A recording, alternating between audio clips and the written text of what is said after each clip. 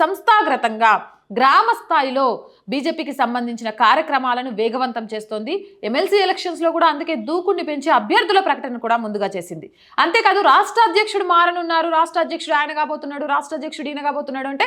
రాష్ట్ర అధ్యక్షుడిని చేయడానికంటే ముందు జిల్లాల వారీగా ఆ అధ్యక్షులను నియమించాలి, మండలాలు గ్రామాల లెవెల్లో కార్యకర్తలను పెంచుకోవాలి అంటూ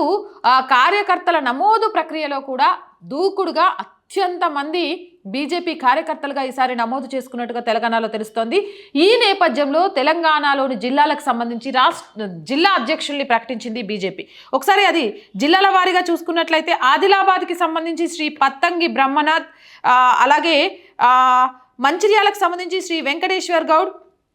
కొమరం భీం ఆసిఫాబాద్కి సంబంధించి శ్రీ శ్రీశైలం ముదిరాజ్, నిజామాబాద్కి సంబంధించి శ్రీ దినేష్ కులచారి, కామారెడ్డికి సంబంధించి శ్రీ నీలం చిన్నరాజులు, జగిత్యాలకు సంబంధించి శ్రీ రాచకొండ యాదగిరి బాబు, పెద్దపల్లికి సంబంధించి శ్రీ కర్రే సంజీవ్ రెడ్డి, మెదక్కి సంబంధించి శ్రీ వల్లాస్ రాధా మల్లేష్ గౌడ్, అలాగే మేడ్చల్ మల్కజ్గిరి రూరల్కి సంబంధించి శ్రీ బుద్ధి శ్రీనివాస్, నల్గొండకు సంబంధించి శ్రీ నాగం వర్షిత్ రెడ్డి, మహబూబ్ నగర్కి సంబంధించి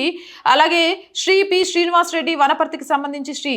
దుప్పల్లి నారాయణ, హన్మకొండకు సంబంధించి శ్రీ కొలను సంతోష్ రెడ్డి, వరంగల్కి సంబంధించి శ్రీ గంటా రవికుమార్, అలాగే జయశంకర్ భూపాల్పల్లికి సంబంధించి శ్రీ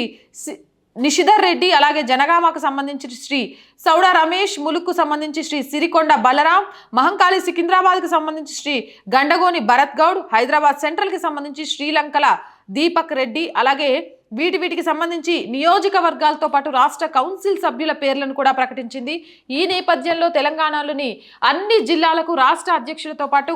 రాష్ట్ర కౌన్సిల్ సభ్యులతో పాటు వారు ఏ అసెంబ్లీ నియోజకవర్గాలకు వర్క్ చేస్తారు అనే విషయంపై చాలా స్పష్టతగా ఒక క్లారిటీ ఇచ్చింది.